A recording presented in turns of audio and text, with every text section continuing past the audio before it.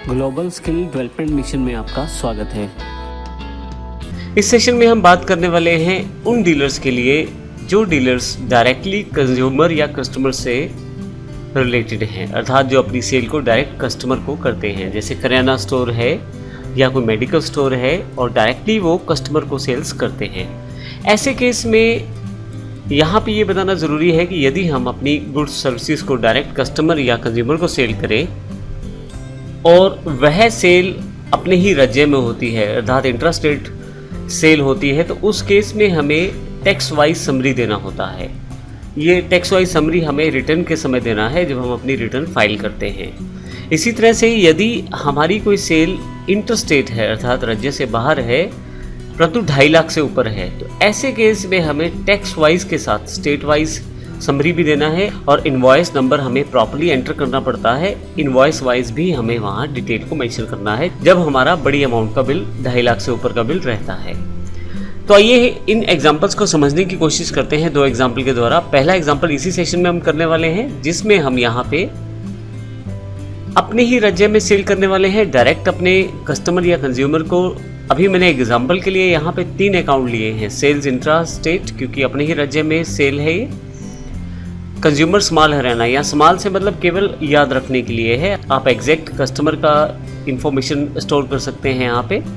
तो consumer small Haryana सन्डी debtors में यदि उधार ले रहा है वो आपसे माल, और डेल लैपटॉप मुझे उसको बेचना है। तो आइए देखते हैं किस प्रकार से इसकी एंट्री करेंगे। तो यहाँ ये सबसे पहले देखते हैं कौन कौन से अकाउंट्स रिक्वायर्ड है। मास्टर्स में अकाउंट्स इन्फो पे आ जाएं और लेजर्स पे मैं आपको फिल्टर में दिखा देता हूँ। यहाँ मैंने अकाउंट्स बना रखे हैं, आपको क्रिएट पे जाकर ये सभी लेजर्स क्रिएट करने पड़ेंगे। कंज्यूमर स्मॉल एंटर, सभी डेटर्स पे मैंने इसको डिफाइन कर दिया है इंडिया हरियाणा। टैक्स डिटेल इसका आएगा नहीं क्योंकि यह हमारा डायरेक्ट कंज्यूमर है। हालांकि यदि मैं इसे यस कर दूं तो आप जीएसटी डिटेल्स में रजिस्ट्रेशन टाइम में डायरेक्ट कंज्यूमर यहाँ फिल करते हैं, तो उस केस में इसे कंज्यूमर माना जाता है। मैं इसे एंटर करके यस कर देता हूँ। सेल्स, हमने एक इंट्रास्टेट अकाउंट बनाया है जिसमें हम इंट्रास्टेट सेल्स को रिकॉर्ड करने वाले हैं, राज्य के अंदर वाली सेल्स को, और इसे मैं सेव कर देता हूँ। डेल लैपटॉप जो मुझे सेल करना है, इसको इन्वेंट्री इन्फो में मैंने स्टॉक आइटम्स के अंतर्गत बनाया है। और यहाँ पे यदि आप देखें तो मैं यस कर देता हूँ इसे। तो यहाँ पे मैंने इसके लिए टैक्स डिफाइन किया हुआ है, टैक्सेबल है 18% के साथ। मैं इसे गुड्स में कैटेगरी में डिफाइन करके एंटर कर देता हूँ। तो स्टॉक मैंने शो कर दिया है 20 पीसेस का। अभी मैं इसे यस कर देता हूँ, एस्केप। आइए देखते हैं एंट्री किस प्रकार होगी इसकी। मैं डिस्प्ले पे आता हूँ, यहाँ से डे बुक और F2 के साथ सभी एंट्रीज को यहाँ ले आता हूँ जो मेरे पास यहाँ अवेलेबल है 31/7 तक की। कंज्यूमर स्मॉल जो है अभी यहाँ पे मैंने इसकी एंट्री की हुई है पहले से। आप अकाउंटिंग वाउचर्स में जाकर इसकी एंट्री करेंगे।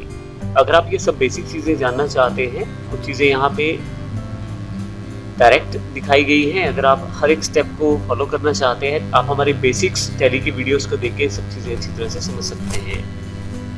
यहाँ पे मैंने सेल्स बिल को डिफाइन करना है, तो इसके लिए रेफरेंस नंबर जो सेल्स का है, कंज्यूमर का डिटेल जो आपके पास इंफॉर्मेशन अवेलेबल हो, और सेल्स इंट्रास्टेट क्योंकि राज्य के अंदर ही सेल है। डेल लैपटॉप है, 3 पीस है, 26,000 रुपये प्रति लैपटॉप के हिसाब से।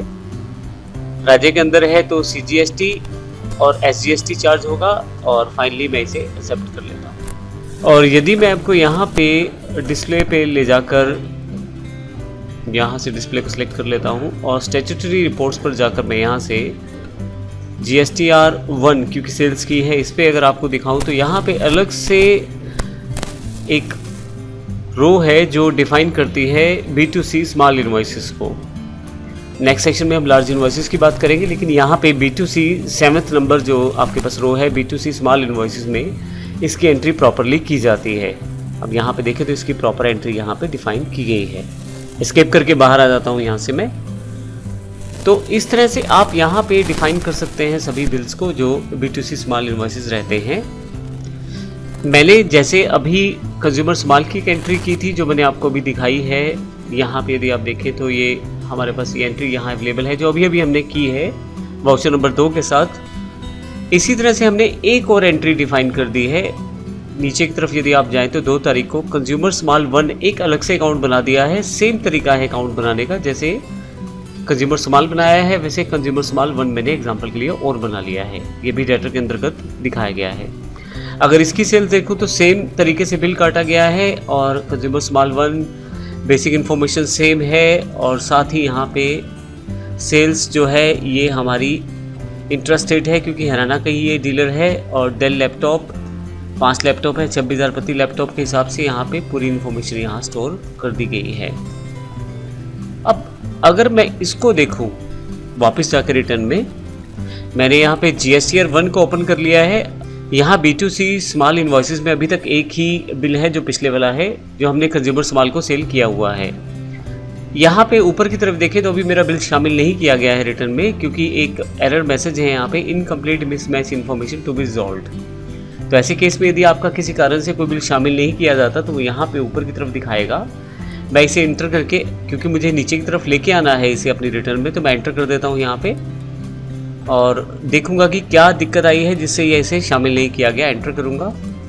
एंटर करते हुए आप नीचे की तरफ आएँ, क्लासिफिकेशन यहाँ दिया गया है, सब चीज़ें ठीक हैं यहाँ पे और यस कर दें। तो देखें एक बार फिर से यस करने पे यहाँ से यह डिटेल हट गई है। तो यह डिटेल कहाँ चली गई है, नीचे देखें तो B2C स्मॉल इन्वॉइसेस अब यहाँ पे अमाउंट बढ़ चुकी है। यहाँ जो पिछला बिल है और जो ये वाला बिल है, दोनों बिल का टोटल दिखाया जा रहा है। तो इस तरह से एग्रीगेट समराइज वैल्यू आपके सामने यहाँ दिखाई जाती है B2C की, जो स्मॉल इन्वॉइसेस के अंतर्गत रहते हैं। तो इस तरह से जब हम रिटर्न फाइल करते हैं तो उस केस में इसकी डिटेल जानकारी हम यहाँ पे देते हैं जो समराइज वैल्यू के अंतर्गत रहती है। मैं इसे एंटर करता हूँ अगर, तो आप देखें दोनों बिल का इन्फॉर्मेशन यहाँ पे दिखाया जाएगा। स्किप करके बाहर आता हूँ यहाँ से, देखिए दोनों बिल्स का इन्फॉर्मेशन यहाँ से दिखाया जा रहा है। तो इस प्रकार से मैं आसानी से अपनी सभी कस्टमर्स डायरेक्ट कंज्यूमर्स को बेचे गए बिल की समराइज इन्फॉर्मेशन यहाँ देख सकता हूँ। और जब हम इसे डालेंगे अपने रिटर्न्स में तो वहाँ पे इस समराइज वैल्यू को हमें दिखाना पड़ेगा। अगले सेशन में हम B2C लार्ज इन्वॉइसेस की बात करेंगे, जहां हम इंटरस्टेट 2.5 लाख से ऊपर किसी बिल को काटते हैं तो उसकी एंट्री किस प्रकार से होने वाली है। धन्यवाद।